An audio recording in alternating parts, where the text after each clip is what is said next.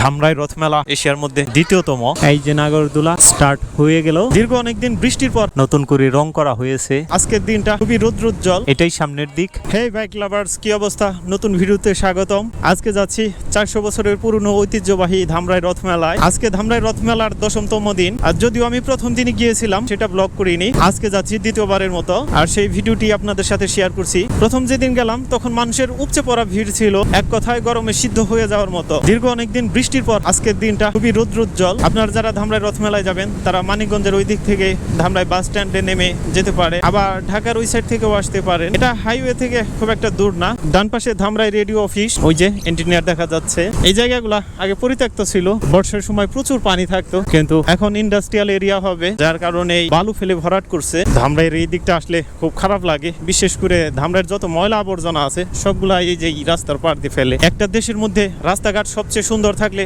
সেই দেশের প্রতি মানুষ অনেক আকৃষ্ট হয় ঘুরে বেড়ানোর জন্য, কিন্তু এই রাস্তার পার দিয়ে গেলে কি একটা দুর্গন্ধ লাগে। আচ্ছা, ধামরাই রথ মেলা উপলক্ষে সামনে অনেক যানজট হবে বাস স্ট্যান্ডের ওই দিকে। আমরা একটু শর্টকাট ওয়েতে যাব।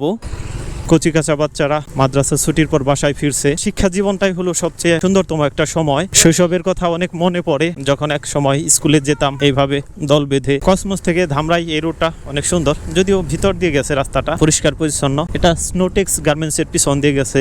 আকাশটা দেখে বিশেষ করে বেশি মন ভরে যায়। নীলচের মধ্যে সাদা শুভ্র মেঘগুলা ভেসে ভেসে যাচ্ছে। সুন্দর একটা শর্টকাট রাস্তা এটা।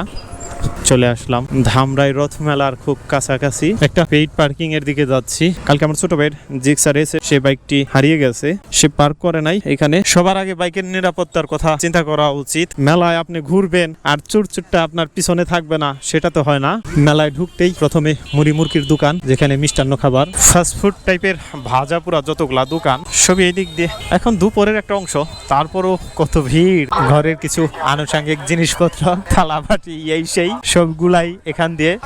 এই যে মিষ্টান্ন কিছু। ধামরাই রথ মেলা এশিয়ার মধ্যে দ্বিতীয়তম এবং বাংলাদেশের মধ্যে সবচেয়ে বড়। অনেক দোকানপাট, এই যে মহিলাদের ব্যাগ ট্যাগ। অনেক বড় একটা মেলা হয় এখানে। ঘুরতে ঘুরতে ক্লান্তি লেগে যাবে, তারপরেও শেষ হওয়ার মতো না। অনেকক্ষণ পর একটু খোলামেলা জায়গা পেলাম। এদিক দিয়ে মানুষের সমাগম একটু কম। মূল যে রথটি সেটা আরো ভিতরের দিকে নিয়ে গেছে।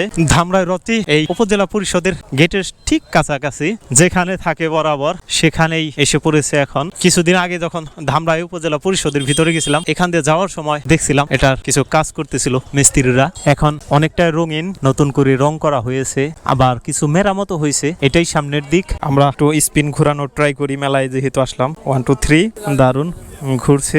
দোকানদারগুলো মিষ্টান্ন জিনিস প্রস্তুতে খুবই ব্যস্ত সময় পার করছে। কাস্টমারেরও ভিড়, এই যে কত কাস্টমার। আশেপাশে সবগুলো দোকানে মিষ্টান্ন খাবারে ভরপুর। 2 তলা নৌকা ধামরাই রথ মেলায়, আর যারা নৌকায় চড়বে তারা সিরিয়ালে যেখানে অপেক্ষা করছে। বাচ্চাদের জন্য কিডস জোন এই পাশে। এই যে নৌকার এক ট্রিপ শেষ হলো, আরেক ট্রিপ আবার উঠবে। ধামরাই রথ মেলায় বরাবরের মতো এবারও সার্কাস এসেছে। এই যে নাগরদোলা স্টার্ট হয়ে গেল। মানুষ হলে দেরি করে না এরা। ওই পাশটাতে সার্কাস, এই পাশে নাগরদোলা, আর এই পাশটাতে বাচ্চাদের কিছু খেলনা রাইডের ব্যবস্থা আছে, আর দোকানপাট সব ওই পাশে। যাই হোক, আমরা মেলা থেকে বেরিয়ে যাব। আজকে শুক্রবার না, তারপরও কত একটা ভিড় মেলার মধ্যে। ধামরাই রথ মেলা থেকে ভিডিওটি এখানেই শেষ করছি। দেখা হবে পরের কোনো নতুন ভিডিওতে। সে পর্যন্ত আল্লাহ হাফেজ।